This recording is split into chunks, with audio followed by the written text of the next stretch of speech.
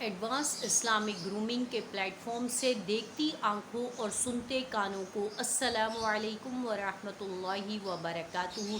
कैसे हैं आप लोग? यकीनन उम्मीद है कि ठीक ठाक होंगे, खुशबाश होंगे अल्लाह के हुक्म से। आज का जो हमारा टॉपिक है वो यही है कि शादी की marriage advice and relationship help.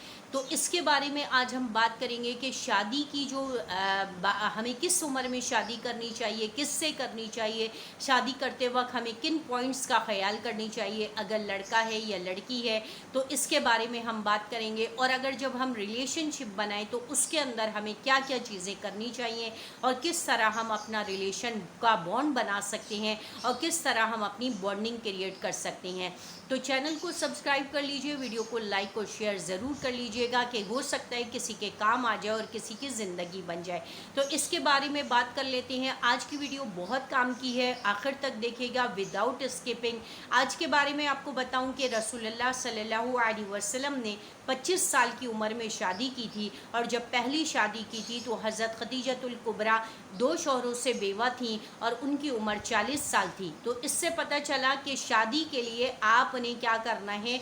25 साल की उम्र जो है वो एक लिमिट है कि इंसान उस उम्र में बालिग होता है, मैच्योर होता है और उसका जो सिस्टम होता है वो बहुत मतलब स्ट्रॉन्ग हो चुका होता है, यानी मेंटली तौर पे वो स्ट्रॉन्ग हो चुका होता है। ठीक हो गया। इसी तरह हज़रत फ़ातिमातुज़ ज़हरा की जो आप सल्लल्लाहु अलैहि वसल्लम ने शादी की थी तो हज़रत फ़ातिमातुज़ ज़हरा की उम्र जो है वो 16 साल थी और बाज़ अहादीसों में है कि 18 साल थी। और हज़रत अली की उम्र बाज़ अहादीस में 18 साल थी और बाज़ अहादीस में 21 साल थी। तो इससे पता चला कि 16 से लेकर के 25 तक के दरमियान शादी की उम्र है और यही हमारी बॉडी का बायोलॉजिकल चेंज होता है, हमारे इमोशंस चेंज हो रहे होते हैं, इसी में हम गलत की तरफ जा सकते हैं, गुनाह की तरफ जा सकते हैं।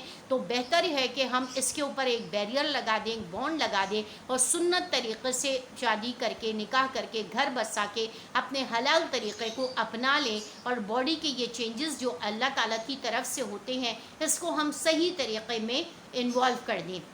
ठीक हो गया। तो इससे पता चला कि शादी की जो उम्र है वो 16 से लेके 25 तक है।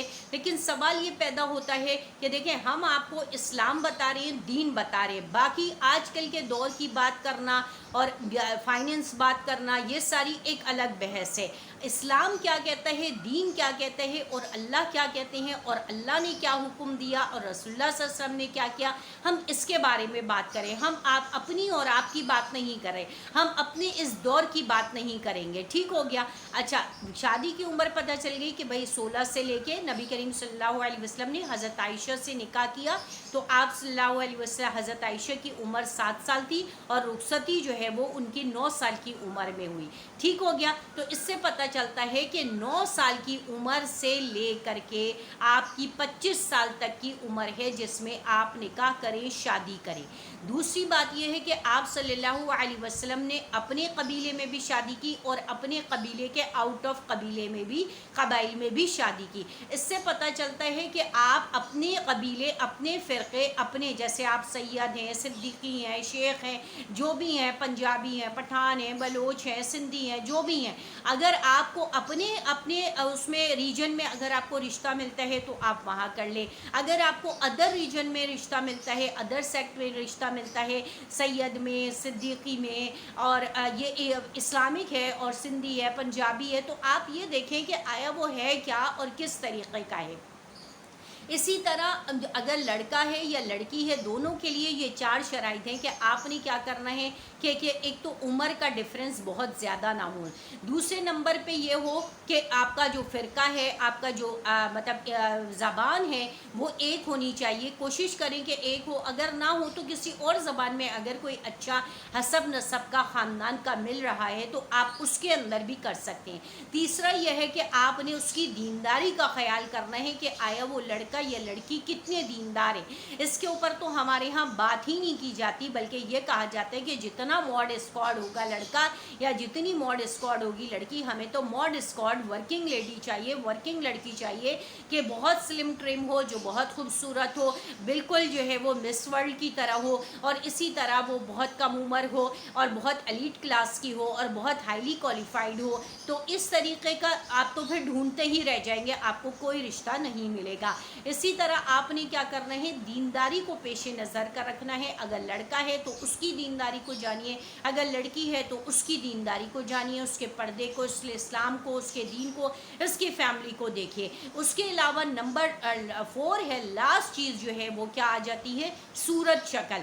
सूरत शक्ल अगर आपकी अच्छी है अगर आपकी सूरत शक्ल अच्छी है तो आप अगले की भी सूरत शक्ल को देख लीजिए कि वो आपके साथ मतलब सही लगे, अगर आप उसके साथ रहें, क्योंकि ये दिलों का मामला होता है। और जब दिल एक दूसरे की तरफ राग़िब होंगे तो आपको एक दूसरे से मोहब्बत होगी, एक दूसरे से अट्रैक्शन होगी और आप एक दूसरे की तरफ अट्रैक्ट करेंगे। लेकिन अगर आपको किसी से मोहब्बत ही नहीं होगी, अगर आपको उसकी सूरत शक्ल अच्छी नहीं लगेगी, तो फिर आपका दिल उसकी तरफ नहीं जाएगा। ये 4 बातें तो हैं इस्लाम की जो आपको बताई गई हैं कि आपने क्या करना है, उम्र को देखना है, फिर उसके बाद हसब नसब को देखना है, ख़ानदान फैमिली बैकग्राउंड को देखना है। नंबर 3 पे आपने सबसे पहले दीनदारी को देखना है, दीनदारी देख ली, उसके बाद आपने क्या करना है, सूरत शक्ल को देखना है। ये 4 चीज़ें हो गई। इसी तरह जब अगर आपने इन 4 चीज़ों को मद्देनज़र, इन 4 पॉइंट्स को रख के किया, तो यकीनन आपके लिए कोई अच्छा जो है वो आपका रिश्ता ढूंढने आपको कोई मुश्किल नहीं होगा, क्योंकि आप जो है बहुत जल्द आपको कोई अच्छा नेक रिश्ता मिल जाएगा अगर आप इन 4 चीज़ों का ख्याल करते हैं।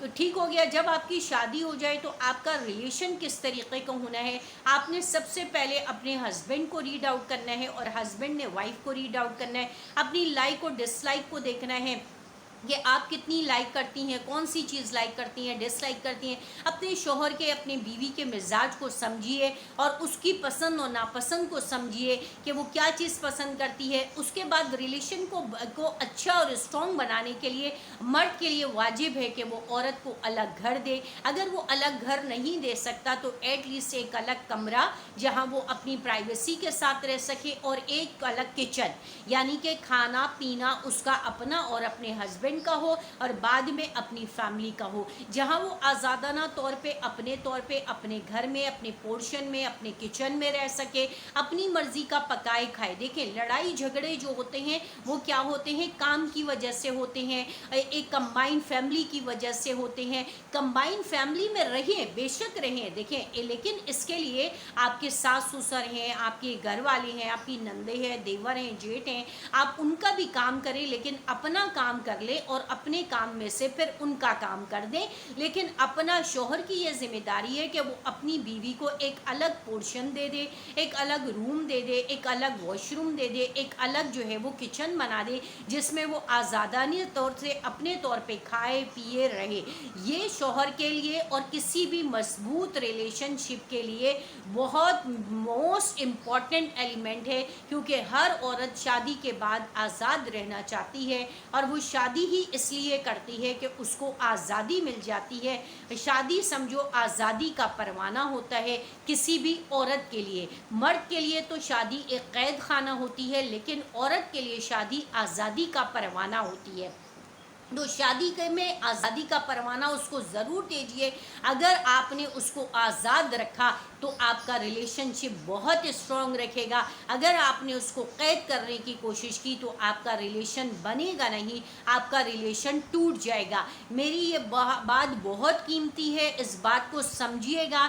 इसके बारे में अगर आपको मज़ीद डिटेल चाहिए तो मैं आपको बता सकती हूँ इसके बारे में, और मज़ीद डिटेल बताऊँगी कि शादी किस तरीके से औरत के लिए आज़ादी का परवाना है और मर्द के लिए कैद खाना है। तो इसके बारे में हम आपके कमेंट्स के मुंतज़िर रहेंगे और आपकी ईमेल्स के मुंतज़िर रहेंगे। अगर आपको ये वीडियो अच्छी लगी है तो लाइक और शेयर ज़रूर कीजिएगा, और मेरी बातों को पर ज़रूर गौर कीजिएगा कि शादी औरत के लिए आज़ादी है और मर्द के लिए कैद है। मर्द शादी के बाद पाबंद हो जाता है, जिम्मेदारियों में जकड़ जाता है, किसी और की जिम्मेदारी फिर आगे उसके आने वाले والی نسل کی ذمہ داری ہوتی ہے، اور پھر وہ آخر تک جب تک حیات ہے وہ ذمہ داریوں کے شکنجے میں جکڑ جاتا ہے، جبکہ عورت جو ہے وہ شادی کے بعد جو پابندیاں ہوتی ہیں ان سے آزاد ہو جاتی ہے، اور وہ یہ سمجھتی ہے کہ بس میں، میرا گھر اور میرا شوہر۔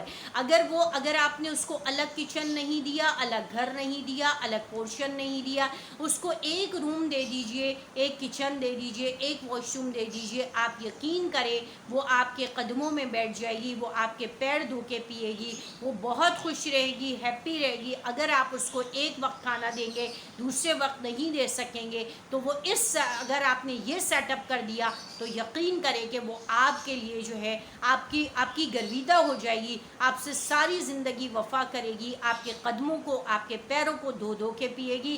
یہ میری ٹپس جو ہے وہ بہت قیمتی ہے، بہت ساری خواتین کو میں نے یہ دی ہے، اپنے درس کے دوران میں دیتی ہوں، اور ان خواتین نے جنہوں نے مجھ سے پوچھا، جن کے بیٹیوں کے شادیاں ہونے والی تھی، میں نے ان کو بتایا کہ قرآن کیا کہتا ہے، اللہ کا کیا حکم ہے، رسول اللہ صلی اللہ علیہ وسلم کا کیا طریقہ کار تھا، اور اسلام ہمیں کس چیز کی تعلیمات دیتا ہے۔ آج ان کے گھر بنے ہوئے ہیں، آج وہ بہوؤں کے ساتھ، بیٹوں کے ساتھ رہ رہی ہیں، اور میرے لیے بہت زیادہ تھینکفل ہوتی ہیں، بہت دعائیں دیتی ہیں کہ تمہاری ٹپس سے ہم بہت زیادہ کامیاب ہوئے، اگر تم نے ہمیں یہ ٹپس نہیں دی ہوتی تو آج ہم یقیناً کامیاب نہیں ہوتے، آج ہمارے بیٹے بہو کی بھی ہم شکل دیکھنے کو ترس گئے ہوتے۔ ویڈیو کو لائک اور شیئر ضرور کیجیے گا فرینڈس اور فیملی میں، چینل کو سبسکرائب کیجیے گا، اپنی اور اپنے اطراف کے لوگوں کا بہت زیادہ خیال کیجیے گا، اور مجھے کمنٹس کر کے ضرور بتائیے گا۔ وآخر دعوانا الحمد للہ رب العالمین۔ السلام علیکم ورحمۃ اللہ وبرکاتہ۔